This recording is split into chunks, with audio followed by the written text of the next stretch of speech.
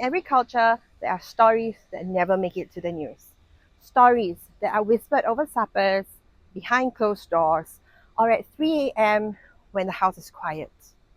We call them coincidences, but the old masters, they call them signals.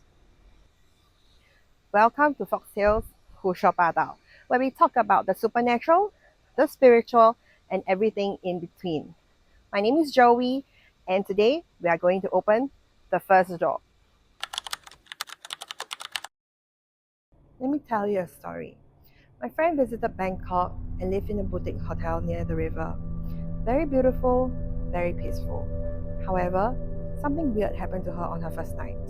She started hearing the sound of bells near the window, but there were no wind chimes inside.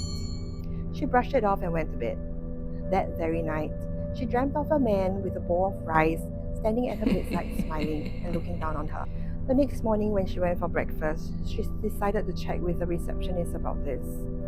The receptionist told her that the room was actually used for spiritual offerings last month and even joked that maybe the spirit was still lingering. My friend laughed it off until she saw the pictures. One of them even had a white figure standing right behind her. This sounds exactly like what comes out of incredible tales, right? But that's not how spiritual matters work. This is an invitation.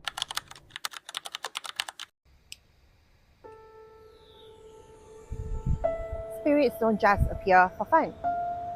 Sometimes it's because the place carries existing energies. Sometimes it's because you are the signal. When your energy is open, when you're tired, grieving, emotionally drained, your aura becomes like a Wi-Fi with no password. Anyone can connect. That's why some people say, don't talk to the air alone at night.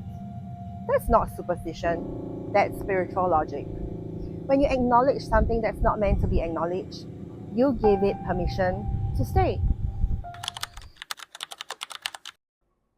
At Huta, people always ask me, do I really need amulets? I'm not afraid of ghosts. And I always tell them, protection is not about fear, it's about boundaries. Just like how you lock your doors at night, you lock your energetic fields too. Amulets, prayers, blessings, these are spiritual locks. But the key here is awareness. Know where you go, know how you feel. And if something feels off, it usually is.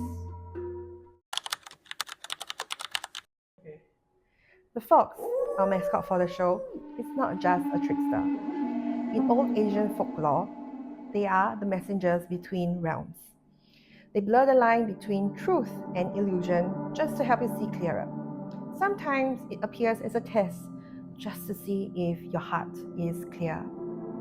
So, if the fox ever crosses your path and a whisper calls your name when there's no one there, don't panic. Just smile and let it pass.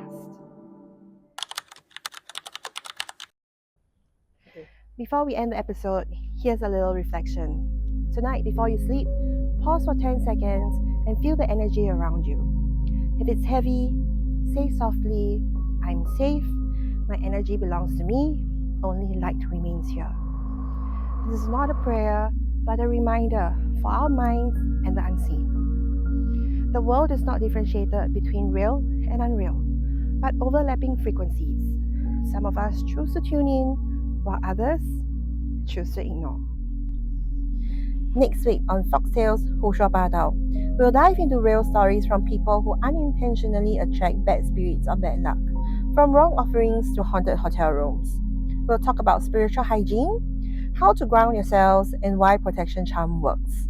Plus, we have a new segment, Myth-Busting Spiritual Misconception, Hu Yan Zhen Yu. Until then, keep your candle steady, your energy grounded, and remember, curiosity is a light, but even the light attracts moths.